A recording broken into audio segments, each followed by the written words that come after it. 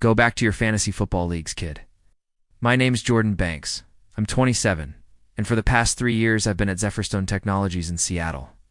I've got 6 patents in the pipeline, all of them tied directly to the core framework that powers every product they sell.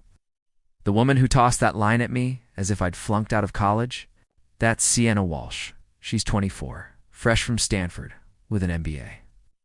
Absolutely no practical experience, and, conveniently, the daughter of our brand new chief technology officer. It was 9 p.m. on a Tuesday.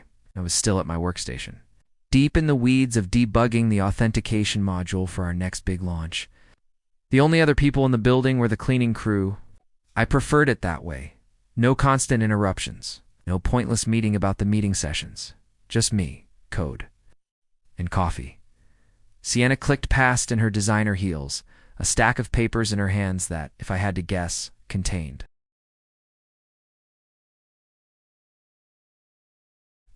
Nothing more technical than a marketing proposal? Still here, Jordan? She asked, stopping at my desk. Don't you have a life outside of this place? I looked up from my monitor, just finishing the last lines of the security patch for the rollout. She glanced at my code as if she were trying to decipher hieroglyphics. Right? Well, maybe take a break. Go back to your fantasy football games, boy. Leave the real work to people who actually understand it. I didn't answer. I've never played fantasy football. My nights were spent writing the code that kept their systems from collapsing.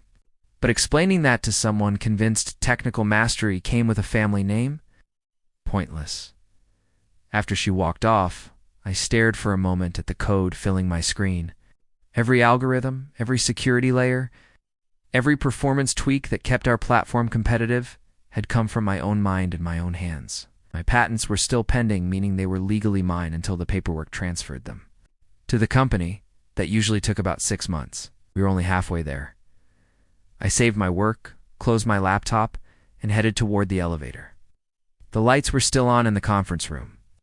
Through the glass, I spotted Sienna presenting something to her mother. Cato Margaret Walsh. They were laughing, probably discussing yet another efficiency scheme for the development team. Margaret had been here all of 2 weeks, already preaching fresh perspectives and new leadership methods. The elevator doors slid shut, and something settled in my chest. Not anger, more like sharp, cold clarity. I'd carried this company's technical foundation for years, while others with half my competence skipped ahead on the org chart.